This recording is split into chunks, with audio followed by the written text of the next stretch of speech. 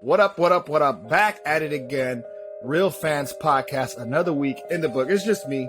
I'm your boy Gabe. That's Julian. Somewhere. Left. Right. Doesn't matter. He's wearing the Jaguars hat. Julian, say what's up. Yeah. What's up, people? What's up, people? I mean, pretty excited, man. We're finally in the playoffs. We've been waiting all season long. Games were pretty good. I would say it was pretty good. A couple of upsets, a couple of strange things going on. Strange things happening. But how do you feel overall this week of playoffs? Like, do you feel like the matchups are pretty good overall? This past week, man, the playoff games are great. I mean, a lot of games are closer than I thought. The Dolphins-Bills game, I'm sure you were getting a little amped up there for a second, but that was closer than I thought. The Bengals and Ravens kind of came down to the wire with a crazy play at the goal line. Pretty well. And then obviously Jacksonville with the historic comeback. It was a pretty good game. I mean, it seems like the only game that really just did what we all thought it was going to do was the Niners and Seahawks game. That was the only game where it was really a blowout. But yeah, I mean, this past wild card was awesome. What did we hit on? I think we all did pretty good. I had the Jags advancing. I did not. I had the Bengals advancing, and I had the Bills. And I had the Vikings, so I lost there. And then I think we all picked the Vikings. I had the Cowboys to lose, which that honestly shook me how bad they beat Tampa. But I mean, I'm not that surprised either at the same time. But yeah, I mean, a great state of, and obviously we all had San Francisco smoke in Seattle. So, I mean, it was a great set of games, but now it's getting even better. We're down to 8 teams. Let's start with the AFC, and this is going to be the first game of the day of the week. It is Kansas City at Jacksonville. So, or the other way around. Kansas City coming off a bye week. Is it in Jacksonville at Kansas City, or is it neutral site? Yeah, Jacksonville at Kansas City. Did I say that backwards? Yeah, you said it backwards. Yeah. Okay, Jacksonville at Kansas City. Kansas City coming off of a bye week. Jacksonville coming off of a thriller game that was absolutely nuts. If you guys follow us on Instagram, I was at the game. It was the best game I've ever been to, the best game I've ever seen. From a Jacksonville Jaguars fans perspective, it was probably the greatest game in Jaguars history. It was an incredible game. Where are you sitting at? I was sitting at the nosebleeds. That was all I could get. Tickets got really expensive. I mean, I paid $150 for those nosebleeds, but you know what? I don't regret it. Let's play off. Let's play off. And I waited last minute. It was resale because I wasn't planning on going, but then I decided last minute. And thank God I did. I mean, like, man, what an incredible! That was my first playoff football game that I've been to in live action. So packed house. Packed house. It was awesome to see. It was the first time I've seen the stadium packed out like that in my lifetime. Absolutely nuts. The fan base was crazy. Wasn't a lot of Chargers fans, so it was great to see it like filled, but not filled with another team's fan base. Yeah. So it was absolutely nuts. Trevor Lawrence, I mean, man, the resilience to come back from throwing 4 picks in one half. It was looking shaky. You know, I was telling jokes in the chat. I was telling all these jokes. I was all kind of slander. I was with my buddy, and he was like, "Man, it's halftime." He's like, "Man, you just want to go?" I was like, "No, man, I paid way too much. I drove way too far. I'm sitting here and I'm gonna watch them fucking lose." Okay, I'm gonna sit my ass in my seat and watch them lose. And lo and behold, they make a miraculous comeback. The people next to me actually ended up leaving. Yeah, but man, could you imagine? Dude, I was hearing somebody say. Yeah. I was gonna say, I hear somebody say like. I was hearing people say, like, there's 2 types of people that went to the game. There's the people that stuck it out and watched it all and saw this incredible game. And then there's the people who left and are pretending that they stuck it out and watched the whole game. The doubters. There's the people that they're pretending, they're lying about being there. So, bunch of phonies. But they actually weren't. But now you got a tough test in Kansas City, a team you already faced before. And Doug Peterson going against his mentor, his longtime colleague of Andy Reid, coming from the Andy Reid coaching tree. This is the second rematch, but I think this is a different Jaguars team. Kansas City has been Kansas City all year round. I thought this could potentially be a year where maybe they dip down a little bit, but nope, they still, got first in the AFC. But I think this is going to be it's going to be a very interesting matchup. I think it would have been better than if the Chargers made it, to be honest with you. I think you have a guy like Doug Peterson who understands what Andy Reid likes, what he dislikes. But then on the other side, you got the same thing where Andy Reid, he's like, hey, look, everything Doug Peterson, I don't want to say everything he's learned has been from Andy Reid, but a lot of it he's heavily influenced by. But Gabe, what do you think going into this matchup? I mean, it's pretty crazy. Like, as far as matchups, I think it would have been more fun. I think it's more fun to have the the LA Chargers face Kansas City. But Jaguars are deserving. It's a tale of two halves, that game. One first half, second half, completely different team came out to win. So I still don't have Jaguars going in. I'm still a doubter. I'm a hater. I'm the guy leaving the stadium early because I was giving that slander, dude. I was like, let me put a Titanic meme, going down with the ship. But guess what? Y'all stuck it out. Y'all are playing with house money to me. So this matchup, as far as like Kansas City, I think Kansas City is a good team. Obviously, they have all the hype. As far as like comparing to their championship run, I don't think they're as good as they were when they won the championship. They're a good team, but I think they have diminished overall. Not to say that they're playing bad. Like, it didn't matter. Like, they started off. No, it seemed like in the beginning of the season, like it didn't even matter the jersey numbers. Like, losing Tyreek Hill, losing their weapons. It seemed like it didn't matter. So in that sense, they're still good, but I don't know, man. I mean, as far as Cinderella teams, a chance to steal. Yeah, like I said, Jaguars are playing with house money. I wouldn't be surprised if this game is closer than you thought. I think what's the point spread? It's like what, 8.5? 8.5. 8.5. We can talk about which direction we're gonna go at the end of it. But I will say, man, there's gonna be some really interesting matchups though. I think like you said, Kansas City, I think Jacksonville's game plan has to be like, yo, you gotta stop Travis Kelce. You have to. Yeah. Honestly, Juju Smith, Marquez Valdez-Scantling, and Tony and all that, they don't really scare me too much, honestly. Like, yes, they can distribute the ball, and it seems like Kansas City's been playing more by wide receiver by committee, not so much, obviously, now that Tyreek's gone, not so much by like one guy. But you still have Travis Kelce, who's probably going to go down as the greatest tight end to ever play the game. You got to stop him. You got to stop him. The run game doesn't scare me. And you got to press. You have to press Patrick Mahomes. You have to get after him, and it's going to be tough because Kansas City has 3 Pro Bowlers on that offensive line. I think the game is going to be won and lost in the trenches.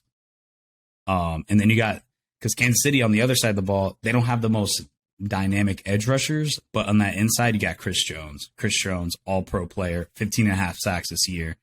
By far the best player on their defense. But the corners don't scare me. Christian Kirk had just over 100 yards, 2 tuds last game. I think this game is going to be a real shootout. But I think one advantage that Jacksonville has is their run game is a lot better than Kansas City's. I think for sure. And I think Jacksonville's defense is not so last game was 27-17. But in that last game, if you watched it, you could say that Jacksonville left some points on the board. The game got a little too far away from them. They messed up and lost some points that should have been there. But like I said, this defense is completely revamped. At the time, we didn't have one of our starting corners that we currently have now. Or we have Tyson Campbell, who was there. But then you had Darius Williams, which he was playing inside in the beginning half in the slot. In the beginning half of the season, but then they moved him outside to outside corner, and he's been like fantastic. And now the secondary has been playing a lot stronger, and which makes me feel really confident about being able to hold Juju and Valdez and Tony and all those guys. So I think this game's going to be really close, man. I really do. Like, no. I think it's going to be closer. And listen, think about I'm trying to think of back. All the betting lines that they have for Kansas City, they're usually pretty high. They're like 13, 14 points. So 8.5 points is like giving respect. I think Vegas thinks it's going to be closer than it was. If you look at the Kansas City schedule, especially towards the end of the season, it's within like 14, 10 points. Like, I mean, that's one or two drives. There's a couple games where it's double digits, but all the games have been, the last half of the season, Kansas City has had close games where you think they're going to outscore. They're going to put up 40, 50 points, and it's a lot closer. So I think the game is going to be a lot tighter than people expect. But here's the thing: you can't have T-Law, Trevor Lawrence, be the best passer for Kansas City Chiefs. What he did, like in the beginning, four turnovers, 4 interceptions in the first 4 interceptions. The first quarter. Two of them, I don't think were on him. There were some bad clearly. There were some where he threw short, or he threw he had that crazy tip, and then the one where he threw behind him. Yeah, that was pass interference, and it was a misread by the receiver. But I also think it was past that the reffing in that game was really like shaky. Like if you go back and like there was a lot, and I would say it on both sides too. There were some calls Los Angeles should have got, but they weren't. They were honestly really letting him play when it came to like pass interference. There was not a lot of pass interference calls. So I mean, we'll see, man. It's gonna be tough for Jack. I mean, obviously you're coming off a week. The Kansas City's been well rested. We'll see. Like I said, I think it's gonna be a lot closer. I still got Kansas City winning, but I think it's gonna be a lot closer. The game is a lot tighter. And you guys, to me, are the Cinderella team. Like you guys are. Nobody thought you should be there. Nobody thinks you should. Could have got there. But here you are. You're deep in the playoffs. You got through the first round. Now you're facing a tough team. And that's weird because even if like my Dolphins got through, they wouldn't have the toughest road to hoe, right? You had to beat the Bill. You got to beat the Bills. Then if you won, you got to beat Kansas City. They had the toughest road to hoe if you want to make it to the Super Bowl. So I will say, I'm glad the Jags are actually facing Kansas City. I like our odds against Kansas City than it would be Buffalo because of that familiarity. Like the fact that you were there, it's nothing new. You've seen that atmosphere in Arrowhead. Yeah. Doug Peterson knows Andy Reid. They know each other very well. Like you have potential matchup favorites. Like I said, I like Evan Ingram in that role against Kansas City. I think it's going to be a real shootout. I think this game is really going to come down to defensive turnovers. And I saw some wild stat that Patrick Mahomes has never given up a turnover in the playoffs or something like that. I'm not sure. I don't know if that's entirely true. I heard that though. Oh, I saw a thing that Trevor Lawrence doesn't lose on Saturdays. That's what I heard. That was a thing on TikTok. Trevor Lawrence. It's like a TikTok or Twitter or something. Like, he don't lose on Saturday. He plays on Saturday.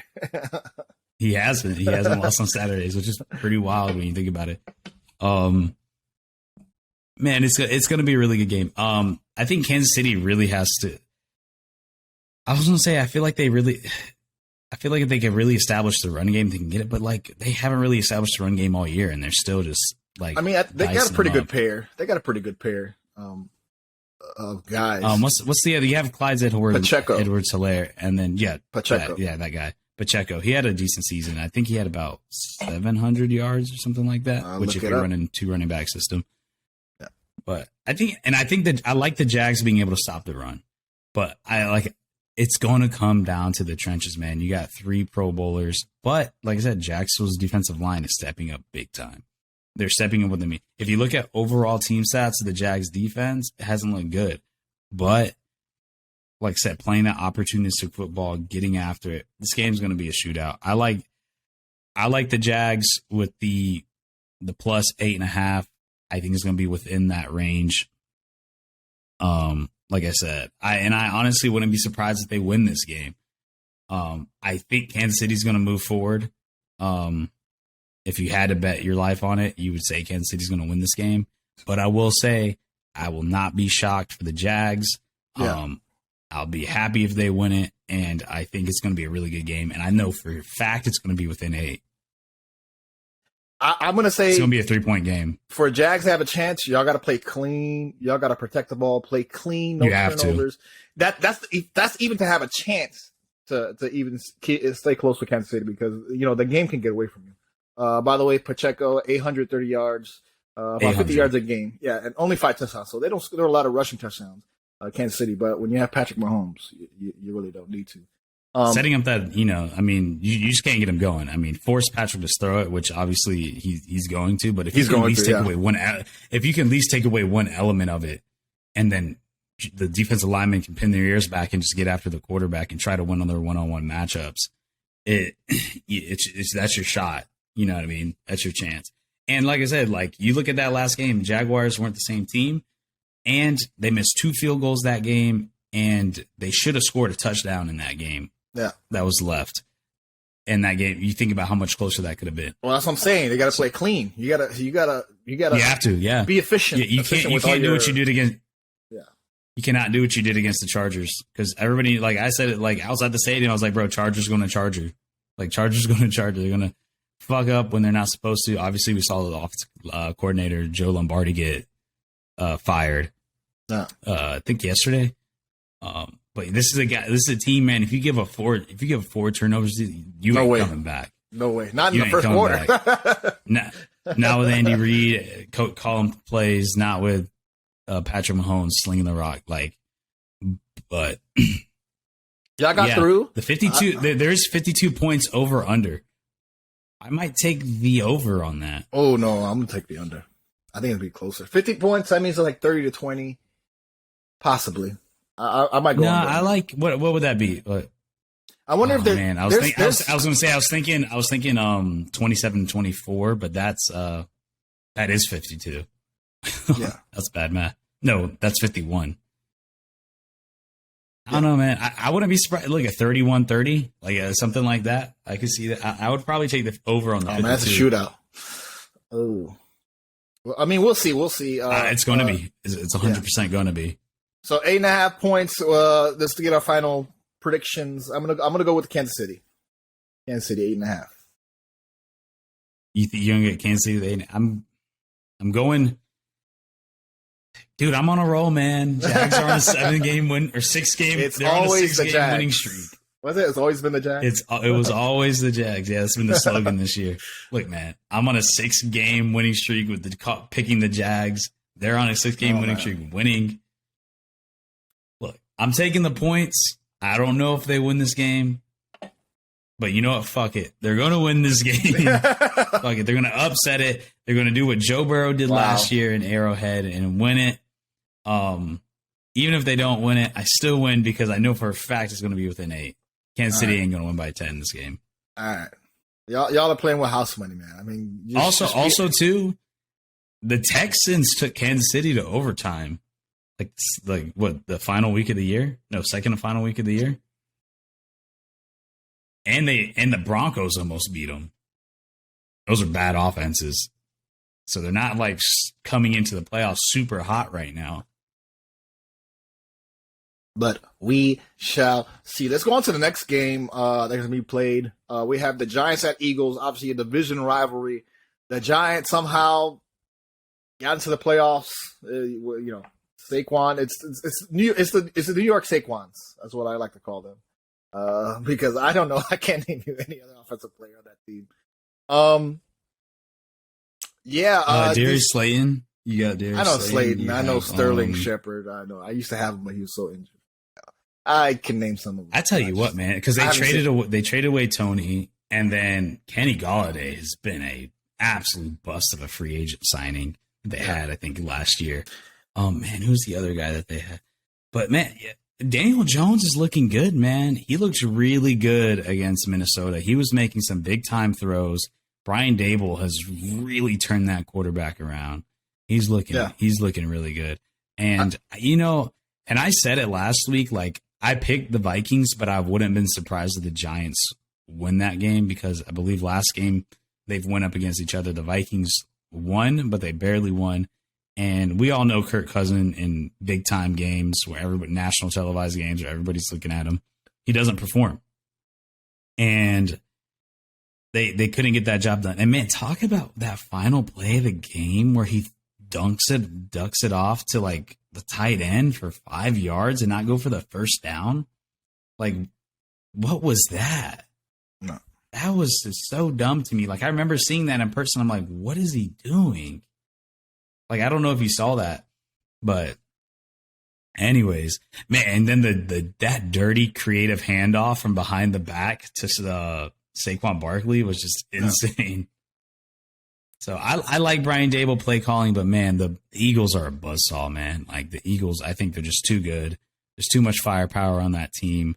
I just don't think the Giants can hold them off enough. It was a great run for the Giants. To me, the Giants and the Jags are kind of in that same boat where it's like teams didn't expect them to be there, but they've made it this far, even though I think the Jags are probably more set up to like beat a tough team than the Giants are. Yeah. But the Eagles are going to be too much. I'll pull up the line right now. The line is -7.5 for the Eagles. What are you thinking, Gabe? I mean, I'm still believing in the Eagles. I was told people predicting it in the beginning, kind of like the Jags, but they've actually, I'm not going to disparage the Jags. A lot of people are saying that, I was slow to the Eagles train, but I jumped on. I'm Eagles all the way. I think they had a really spectacular year. As far as I think Dave Ball's a great coach for the Giants. I think he's up there as far as candidates like coach of the year and stuff. I think people actually like the team actually likes him. So I think he's a really good coach. But I mean, the Eagles are just they've been favorites all along. They're Brazil. Okay, they're the favorites from the beginning. I'm going to stick with the Eagles in this one. I think the Eagles have more firepower. They have a better season. I think they have a better team. Now I have to look up. That's what I'm thinking of. By the way, Isaiah Hodgkins. He had a really good game last week. Yeah. So 105 yards, 1 touchdown for the Giants. I'm still fly Eagles fly, man. I think they can still pull it out. I'm not a believer of the Giants. I believe they're a bunch of phonies, kind of like the Vikings. I don't believe in them as good as. I don't think they're phonies. I just don't think they're ready. Like when I think of phonies, I think of like you're supposed to be better. Like the Vikings are phonies. Like, but the Giants, man, they punching above their weight class. The only question mark for the Eagles would be like, what is Jalen Hurts looking like? He's been out for a few weeks now, hasn't played a snap. Is there going to be rust going into that game? That's the only question mark, but you still have a very stout running game with Miles Sanders. The offensive line is stacked with talent. And then you still have Devonta Smith and A.J. Brown on the outside and Goddard at tight end. Like that team is just too good. The defense, strong as ever, looking great. I don't see here. I'll say this though. I think I will take the Giants on the +7.5 because I think they lose by a touchdown just by that grit and that willingness to win. But Eagles are they're going to be too much for them. I think the Eagles win by either a touchdown or 4 points. Now they did face last week 18. They won Hurts through 229, 22-16. I'm trying to look. Hurts did play. Yeah, and then Hurts also threw 217. They beat them week 14, 48-22. So they faced off before. I would say that week 18 was a lot closer. I thought for sure Hurts didn't play. I had him up here 229. So, man, I'm still believing the Eagles, man. I just don't believe in the Giants. The Giants have relied so much on Saquon Barkley. That's their best player, and him. I guess Daniel Jones, but I think Eagles have deserved it. They had a better season and are deserving to move on as favorites. So regardless of the points, I'm looking at this week 18 matchup. I could see something pretty similar, man. Like I could see something like that. That's why I don't like the 7.5. I think this Giants team is tough, man. They're tough. They're gonna stay in this game. I actually might take the Giants for the points. I might go. Eagles win maybe by 7, but I don't think they win by more than 7. It's possible. They're having it tighter than what it is, but Eagles on a bye. Like, come on, give me the Eagles. Yeah, so we both got Giants with the points. We'll move on to Sunday. We got in the afternoon at 3 p.m. Cincinnati Bengals at the Buffalo Bills. It is -5 for the Bills. To me, this is a really good game. Like I said, I think the AFC matchups are going to be way more fun to watch. That's why I'm really shocked. I mean, I'm not shocked, but I'm kind of shocked of why they didn't put the AFC games in prime time. Obviously, because you got the New York market you're going to want to put at night, and the Philly market you want to put at night, and then obviously the Cowboys and Niners, two historic franchises, you're going to put them at night. And isn't that kind of crazy to think about that? Like you have on the NFC side, you have like these historic teams that have just like been in the NFL for decades and decades and known for. And then the AFC side, you have the Jags, Bills, Bengals. Yeah.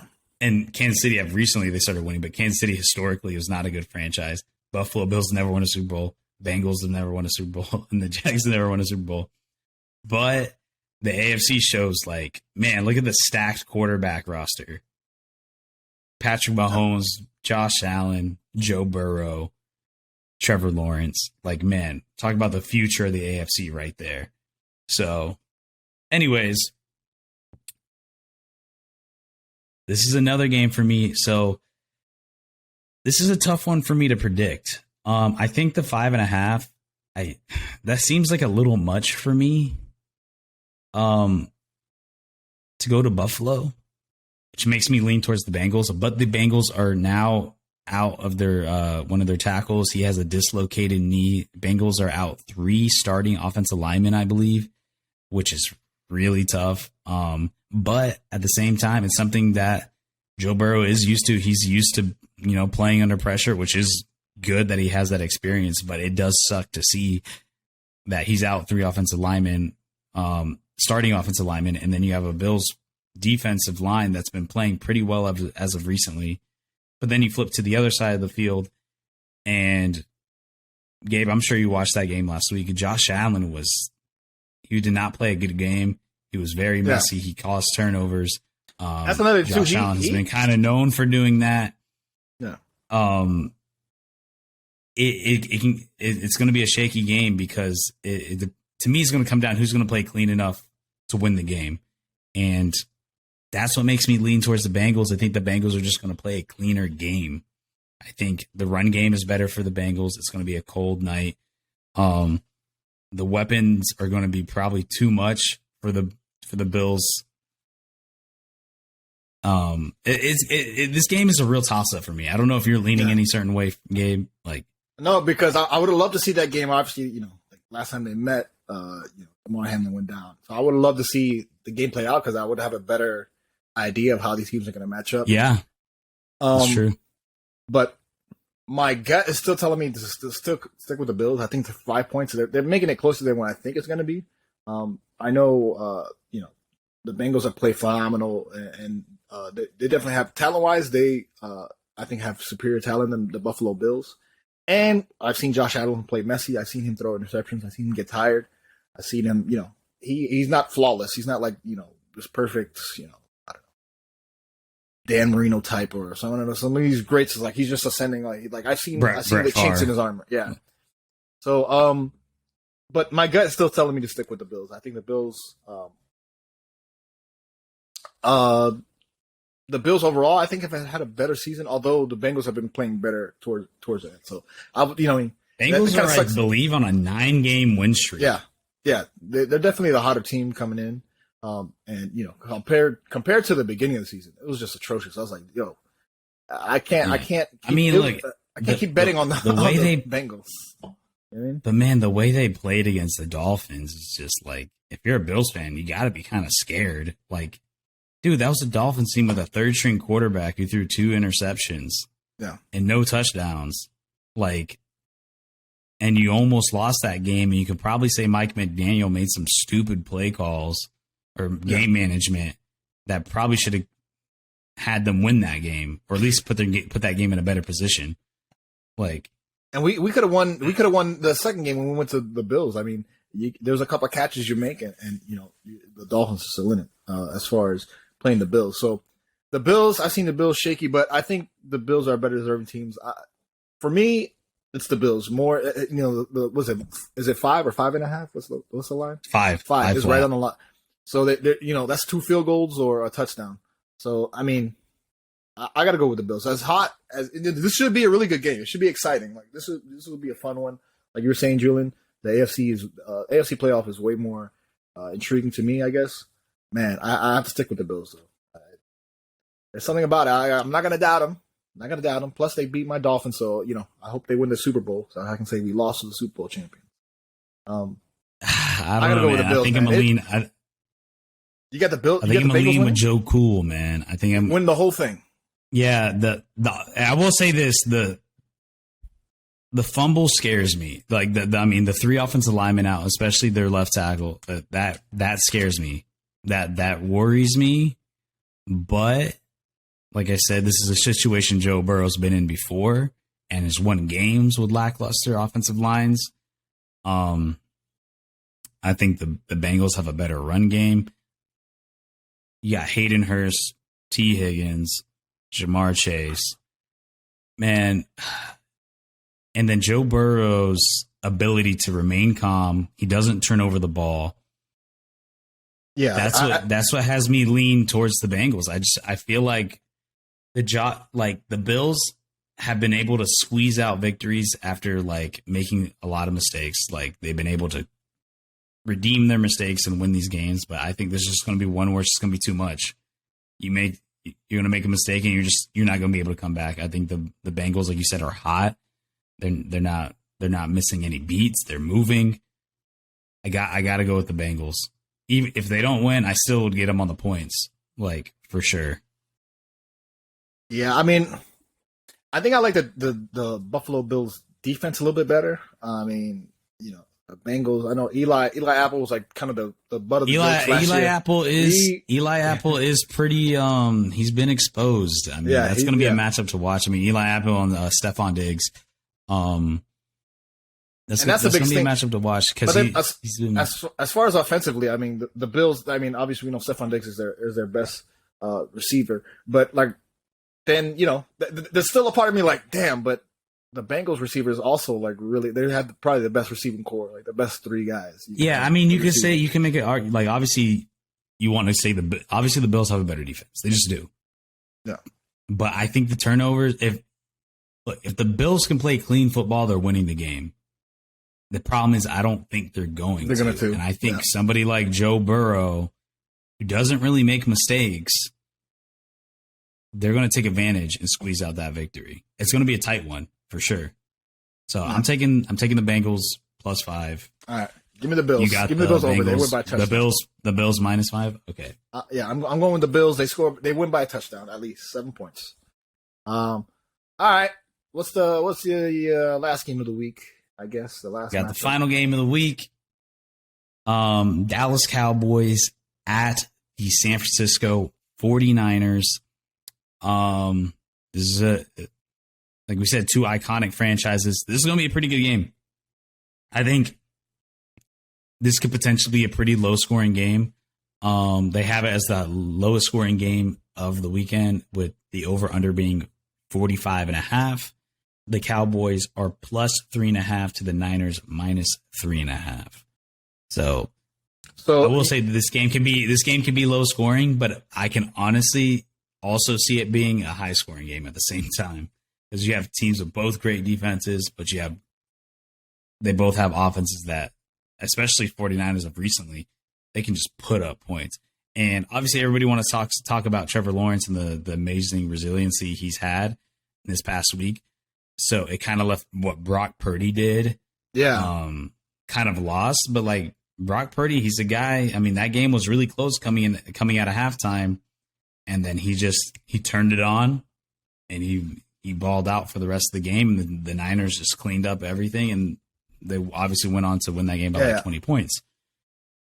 So I personally like the Niners in this game. That defense is just way too strong. Dak Prescott throws way too many interceptions. Honestly, I don't want to say like I was surprised that the Tampa Bay lost to them, because realistically the Cowboys should win that game. Like, and I think I picked the Cowboys to win that game. They should have won that game. But can we really trust Dak Prescott? Like coming in, can we really trust the Cowboys in general? That's the question. I mean, and this is a 49ers defense, and you're at San Francisco. This is a team that like can play some tough, hard-nosed football and blow up that offensive line, and has guys on the outside that can cover up people. Like, Yep. And then we switched to the offensive side of the ball. The 49ers, like the Cowboys defense, we're talking halfway through the season that this is going to be like the best defense in the league.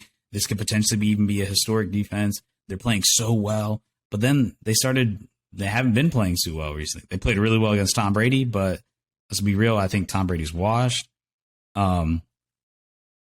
But this is a 49ers team who has Brandon Ayuk, who's really come into his own. Deebo Samuel, who's nasty in the slot and obviously in the backfield, and Christian McCaffrey, who's just been running, hasn't been stopped, literally, and Brock Purdy, who's just been able to deliver the ball with such accuracy. He doesn't have the biggest arm, but, like, man, he's throwing dimes. The Niners, man, they're the best team in the NFC. I know the Eagles got first seed, but, like, the way the Niners are rolling, I don't know how you stop these guys, especially with Brock Purdy putting up the points that they're doing. Like at Jimmy G, when Jimmy G was playing, then yeah, I mean, because they can't really put up points. But now, like, yeah, I think it's gonna be too much for the Cowboys.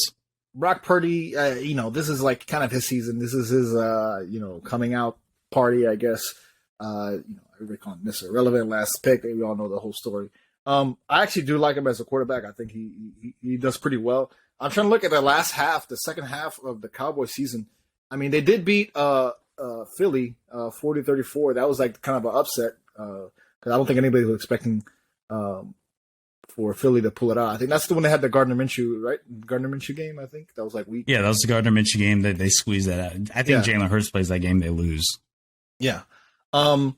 So, that's probably their best one in the second half, but I'm trying to look at their schedule. The Cowboys, I'm not really impressed. They lose to Green Bay overtime.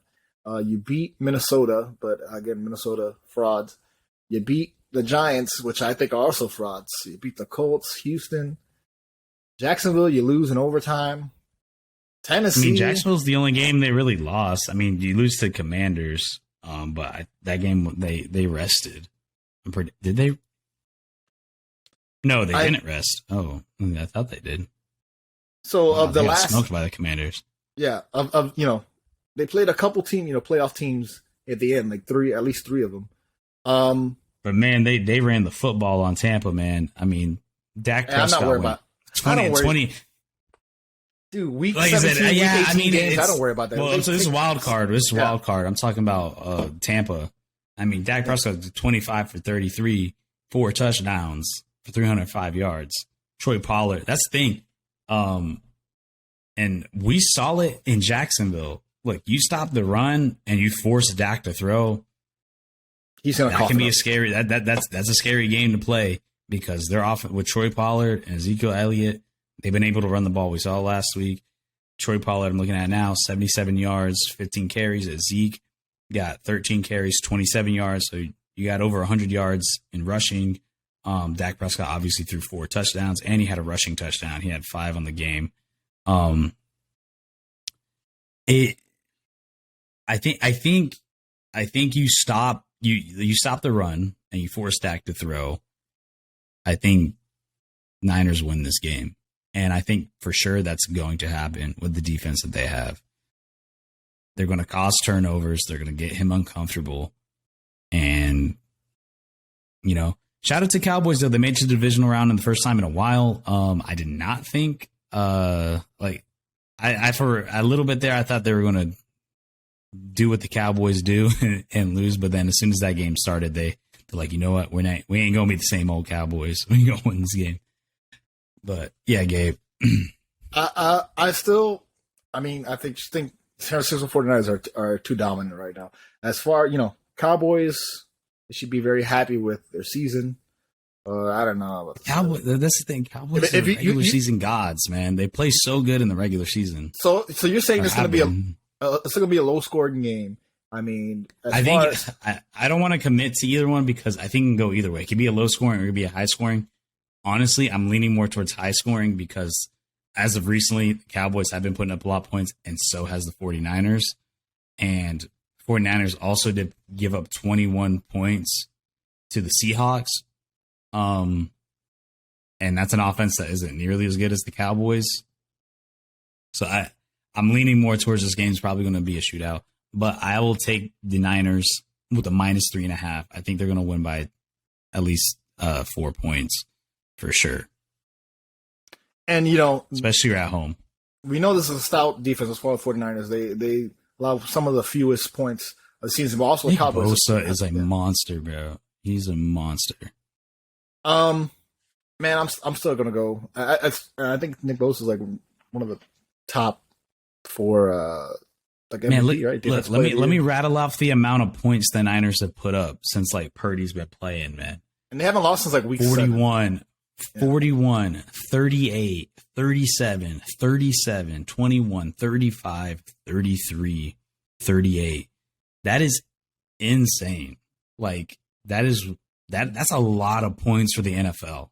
Yeah. To do week in and week out, and that is a ton of points.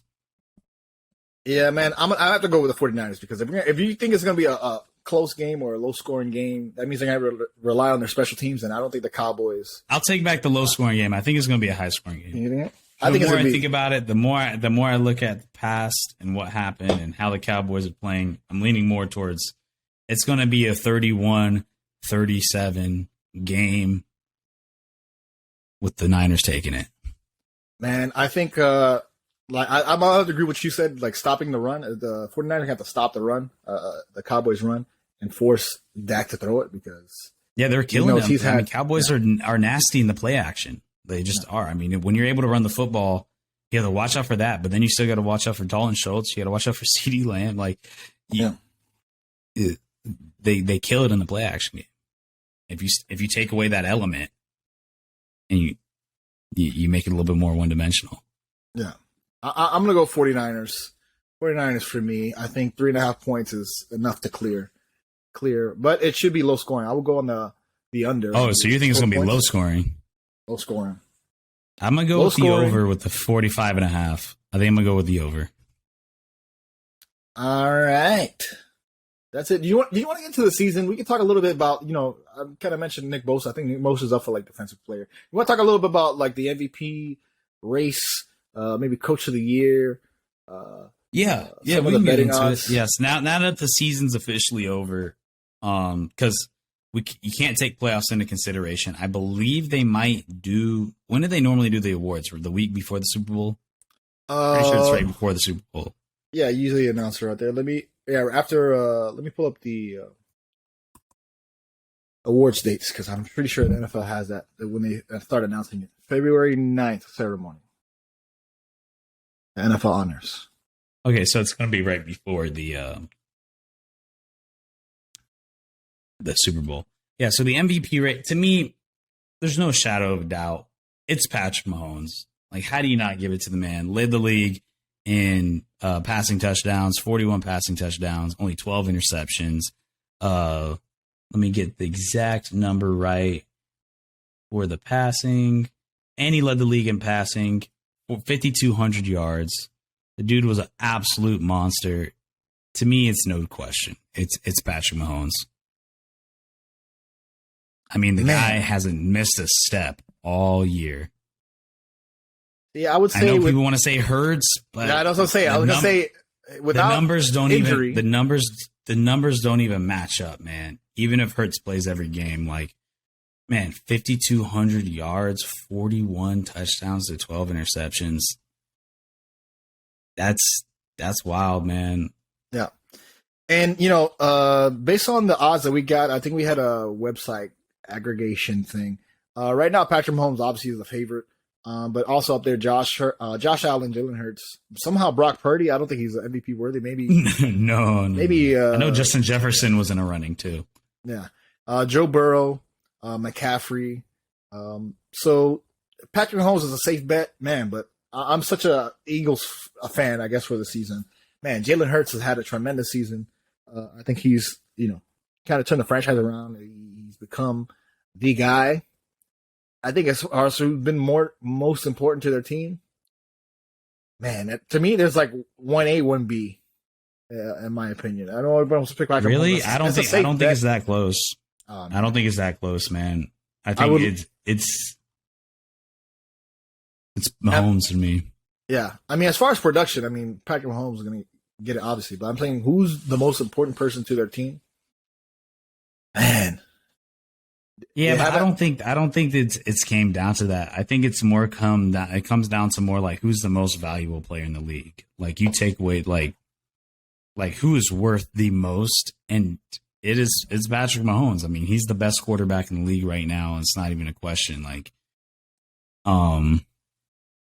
yeah. And then in the running right now for offensive player of the year is Justin Jefferson, which I can get on board with. Justin Jefferson absolutely balled out this year, 111 receptions, and then he had 1,623 receiving yards this year. Absolutely insane. The guy made incredible catches all year, like that. Remember that one-handed grab? Oh my gosh! Like the guy, to me, he has to be offensive player of the year. Absolutely nasty the year that guy had. I mean, one of the best years for a wide receiver in a long time. I'm not going to disagree. I do like Justin Jefferson. I liked him ever since I saw him. I saw him his rookie year coming out of LSU. I was like, this kid, he's a pro. This kid's going to be exciting. Fun player. But I have to give it to my dog, Tyreek Hill, man. Why is Tyreek Hill not getting any love? Tyreek Hill has a tremendous season. He dragged on his back solely because, Waddle helped in the beginning of the season, but he's been hurt near the end. And Waddle, has been playing bad recently, but Waddle's a good player. Tyreek Hill breaking the franchise individual record for most yards for a Dolphins receiver. What a tremendous season! So productive. Somehow staying, not hurt to the point where he gets off stays off the field. Somehow plays through. Tremendous season. Tyreek Hill making Tua look like Patrick Mahomes with the winning.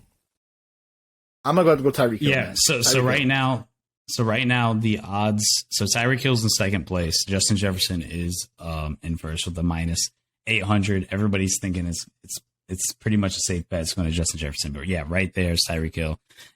It's a good argument. Tyreek Hill did play out of his mind. I think maybe if he had more stability at the quarterback position, you can give it to him. But like, man, the way Justin Jefferson is just different, man. That guy is different. He stole a lot of catches from Thielen. I had Thielen on my fantasy team, and he stole a lot of receptions and touchdowns. I mean, his jump ball ability, his speed, his route running, he just has it all. He just has it all. His height, like.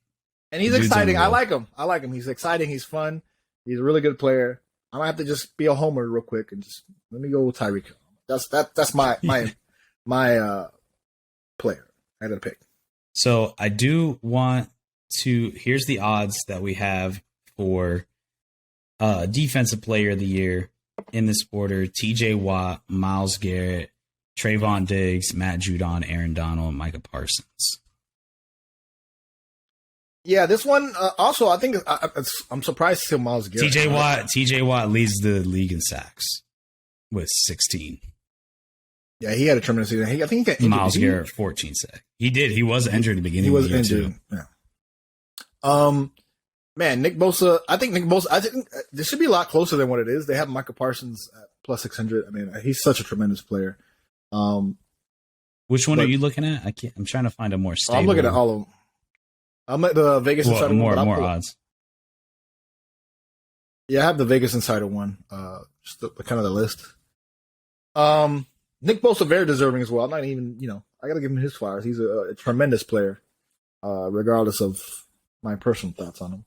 But yeah, man, big, strong.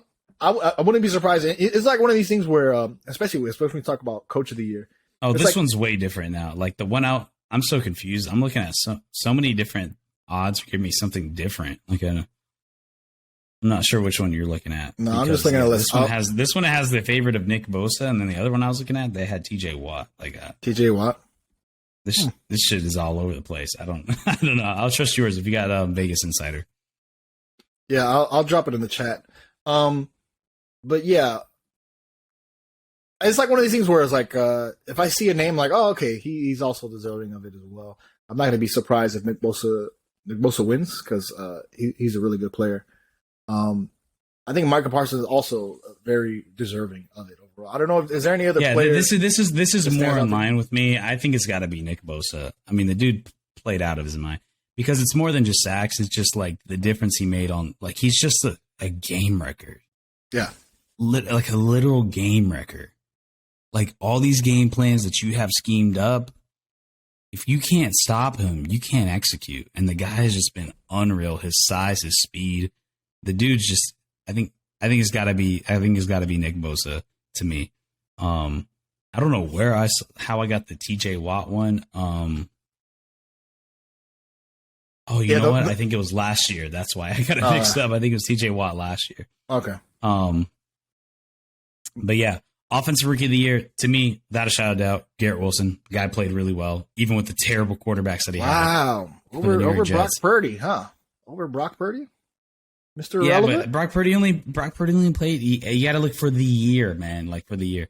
Garrett Wilson played really well with Zach Wilson, Mike White, Joe Flacco at the helm, and he still played good. To me, it's got to be him. It's got to be him. Kenneth Walker's also a really good pick, but it is Garrett Wilson to me, man. Like, I think that guy's going to be a stud. If you just get a guy who can throw him the ball consistently, he's going to be really good. He's going to be a top receiver in this league. They got to give Brock Purdy 12th man or something. They got to give him. He got to get some kind of award. Like he deserves some flowers for this. Yeah, he deserves. He's like surprise of the year or some shit like that. And then we have defensive rookie of the year, Sauce Gardner and Aiden Hutchinson are at the top. Oh man, Aiden Hutchinson did have a good season. Sack total could have been a little higher. I thought there was moments where he kind of got shut down, but Sauce Gardner. Oh yeah, the guy played out of his mind. Ahmad Sauce Gardner played absolutely out of his mind. He's played so good all year long. He was a driving force in that Jets defense that should have went to the playoffs, and they didn't. It's got to be him. I think he's I do like Aiden Hutchinson second, but I like Kayvon. Aiden Hutchinson just wasn't enough of a. I like Kayvon too. Kayvon, I think coming in, Kayvon had a lot of hype. I don't know how statistically his stats. Kayvon was supposed to be. I remember them talking about him being number 1 overall pick and going to Jacksonville. But then he just kind of turned it down. I like Kayvon more long term. I think he's more raw, and when he cleans things up, and that was the book out of him coming out of college, that he still needs to kind of learn. He's still young and he's still kind of raw. Aiden Hutchinson, when he was coming out, he was like the surefire thing. He had all the skill sets. He had everything. So his ceiling wasn't so high, but he had a high floor.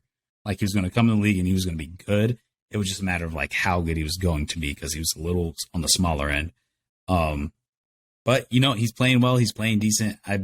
He had about, I don't know exactly. I think he had 6.5 or 7 sacks. Isn't bad for a rookie, especially if you're trying to figure it out. But yeah, you got to give it a Sauce, man. The guy played insane. I think they announced today. They announced he got a Pro Bowl. I think he got announced for the Pro Bowl. Sauce Gardner. It's like the first time in 41 years in Jets history that rookie gets drafted to a Pro Bowl or something. So he's very deserving. Like he's a tremendous player. He should have a great career as long as he stays healthy, man. He's a really good shutdown corner. And the Jets are actually looking pretty good. I'm not going to lie. As a Dolphin fan, I have to say the Jets, you know what? You guys are all right. Now, the quarterback situation, I don't know. Y'all need to pay Mike White. But Jets, you're looking okay. You got your rookie in there. Sauce Gardner should win. I think he should win easy. I'm not going to disagree with all right. Now, here's going to be the tightest. This is the tightest race right now. NFL Comeback Player of the Year. Tightest race. And I think there is you can go with any one of the top 4. Saquon Barkley leading the charge. He's tied with Geno Smith on the odds, plus 175. Same thing with Saquon. Then you have Christian McCaffrey at plus 250 and Jared Goff at plus 700. They had Derrick Henry at plus 8,000, but Derrick Henry's not going to get it. I mean, man, I can go with either. We talked about all 4 of these guys throughout the season, man. Geno playing out of his mind, Saquon, Christian McCaffrey, like all these guys had question marks. Saquon, like, could he get back to where he was? Christian McCaffrey, everybody thought he was done because he literally hasn't played a full season since that year he almost won MVP. Geno Smith, we all thought he was a backup, and he led the Seahawks to the final, to the wild card game, and led the division at one point. Then you have Jared Goff, who we all thought he was a duck and like he was dead, like that was it. But he somehow managed to flip that team around, played lights out, and fought to the very end to actually make the playoffs. But Seahawks ended up winning that final game. But the fact that he brought them in the hunt is unreal. This is a really good comeback player of the year this year. Race. This is really good. Like to me, it seems close. So to me, the top three guys, I'm not high on Jared Goff. So I know you probably watch more Jared Goff. I don't know, man. You've been telling me about him. I'm not high on Jared Goff, but as far as the other three, I will agree. Saquon Barkley has had a productive season. Christian McCaffrey and Geno Smith. I already know the winner, but I'm gonna just go. I'll tell you my rationale, my thinking. Saquon Barkley. You already know the winner? I have an idea of who I think should win. I'm going to just say right now is Geno Smith. I think Geno Smith should win season year because the Seahawks, dead in the water. Nobody expected shit out of them. I expected them to go fucking 0-17 this entire season, and somehow they made it to a wild card and actually looked pretty impressive, pretty good. So there, I'll just say it right here. If I had to pick personally, it's just me choosing the award, me being the judge and jury. I pick Geno Smith. Saquon Barkley, very deserving. But if I had to pick between both running backs, I think Christian McCaffrey had a better season. Christian McCaffrey had a very productive season. And I feel like for both of these guys, you can see how well they play when they're healthy, right? The biggest thing with Saquon Barkley is this guy's knee, right? This guy can't stay on the field. As high as the pick as he was, when he drafted, he was a first-round draft pick. Same for Christian McCaffrey. And I think Christian McCaffrey already won MVP before. These guys were high, and you see when they stay healthy, when they get on the field, these guys can produce. They're productive. The only thing I would say is, to me, Saquon's season feels more like compiling. It's like somebody had to get yards, somebody had to be productive. And to me, like I said, I think the Giants are frauds. I'm not very high on them. So to me, Saquon Barkley, compiler. He's very deserving of the season that he had. But to me, as far as running backs, if I had to put Saquon Barkley and McCaffrey, I put McCaffrey above. Here's the one thing you do have to take into consideration. You got to look at it the year as a whole. And I think that's why Jared Goff is kind of bumped down a little bit, because they had that really rough spell in the beginning where I believe they were like 1-6 or something like that. Not to any fault of his own, because he still put up a lot of points, but I think because of that kind of hurt him a lot. And I think the ability of him not making the playoffs also hurt. When you look at all three of the other guys, they made the playoffs. I will say this. I think Geno Smith should win it because I think he was the guy we expected the least from. I think we all knew the potential that Saquon could be. We know he's good. Saquon. We know he's good. Can he bounce back from injury? Same thing with McCaffrey. We knew he was good, but the injury issue. Jared Goff and Geno Smith, we thought they were like, especially Geno Smith. Jared Goff still had a chance. He was coming into the season as a starter. Like, that was not a question. So was Geno, but there was still controversy, like, oh, fucking whoever Brock, the other guy is gonna, not Brock Purdy. Geno Smith, like, I will eat her. I thought the Seattle Seahawks are going to eat at Geno Smith. Shouldn't have played, and he played a hater. Amazing. Like, I didn't think it was possible. Pete Carroll unlocked the potential that he had.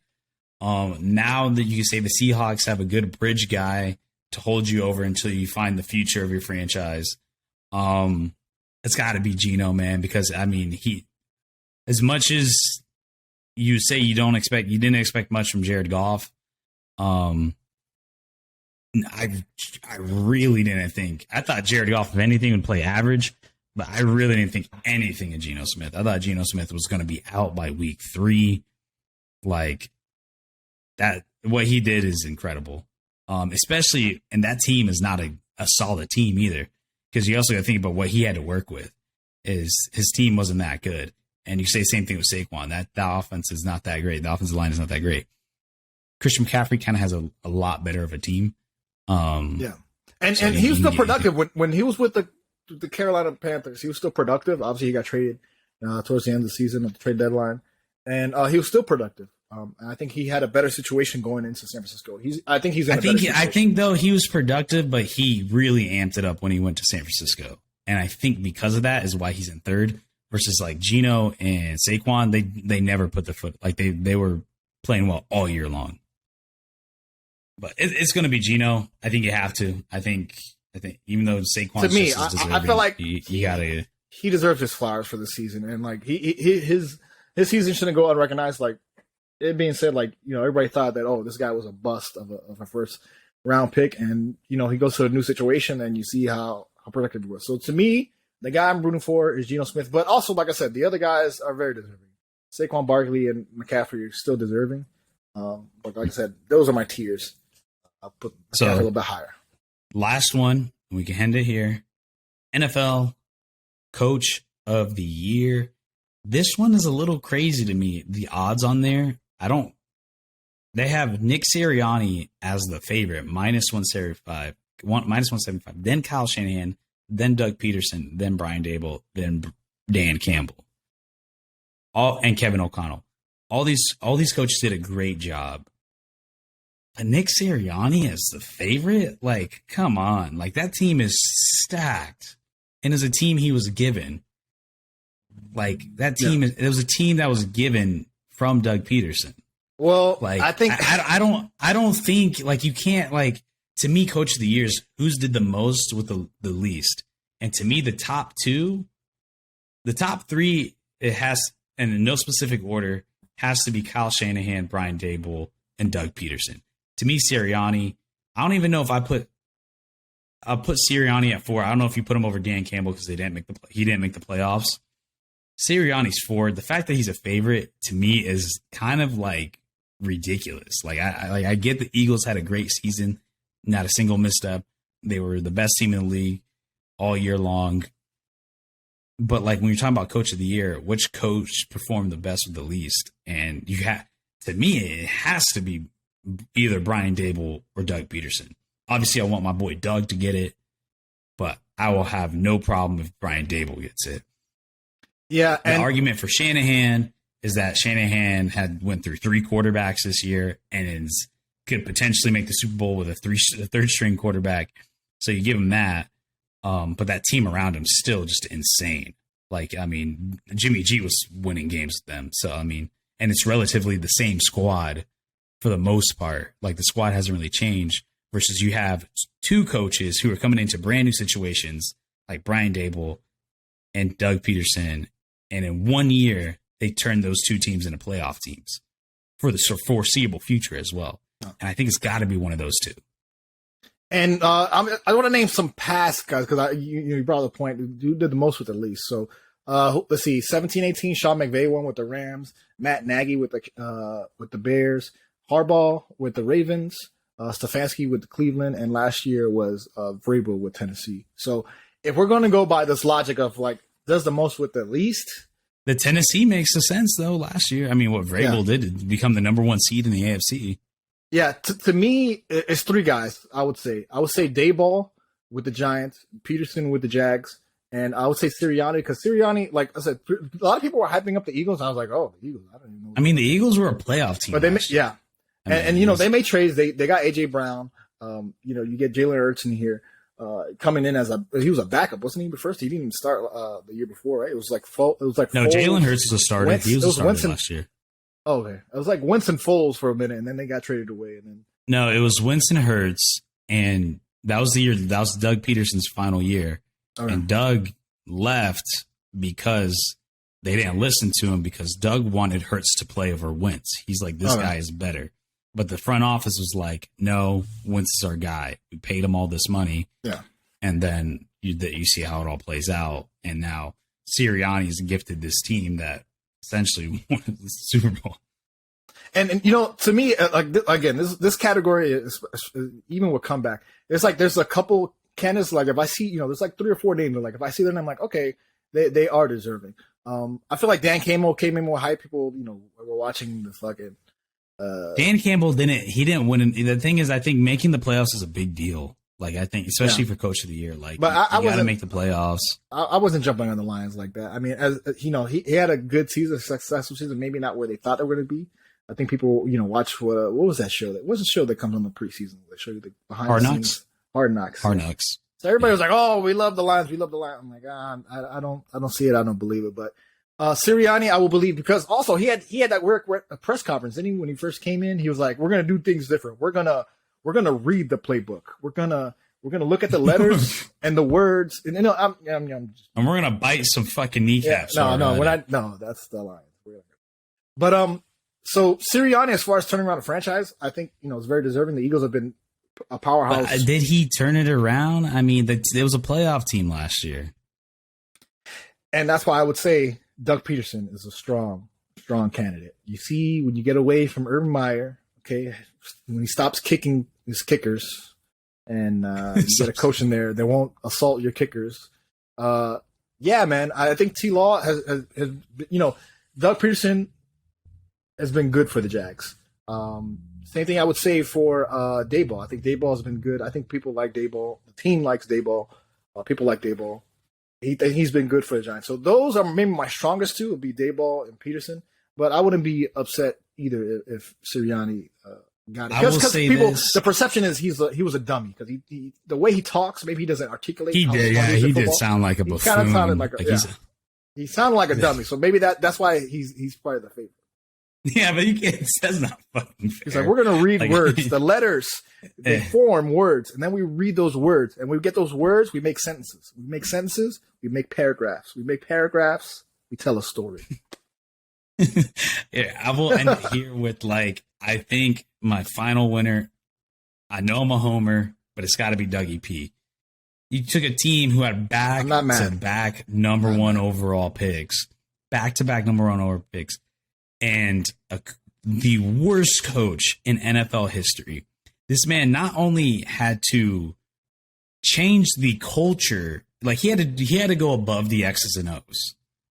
He had to change the culture and build the culture of a team that knew how to win because they have been in the NFL bottom of the dumpster for the past couple years. And to teach this team how to win, teach them how to be resilient, and then to win a division. Brian Daboll, he took a very untalented roster and snuck them into the wild card, and that is just as impressive. But I think you have to give the edge to Doug because it's a team that's literally coming off of the worst NFL head coach of all time, back-to-back number one overall picks, and then you win the division. And I know you can't count the playoffs, but he won a fucking playoff game. But you say the same thing to the Giants as well. Yeah. And like I said, and building that culture of this is how we fucking do things around here. This is how you win a Super Bowl. Like I said, I'm not gonna be mad if I see any of those three that I named.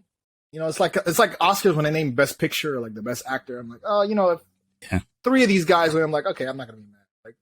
I wouldn't be. I'm with you. I'm with you if it's Daboll. If Daboll wins, then you know what? You went kudos. I think it has to be one of the. If it's anyone out of Dougie P or Daboll, I'm a little disappointed. The logic we're doing is the most with the least, right? That's the logic that we're doing. Yeah, the most with the least. I think that's what you have to go. If you think about the turnarounds, I think too.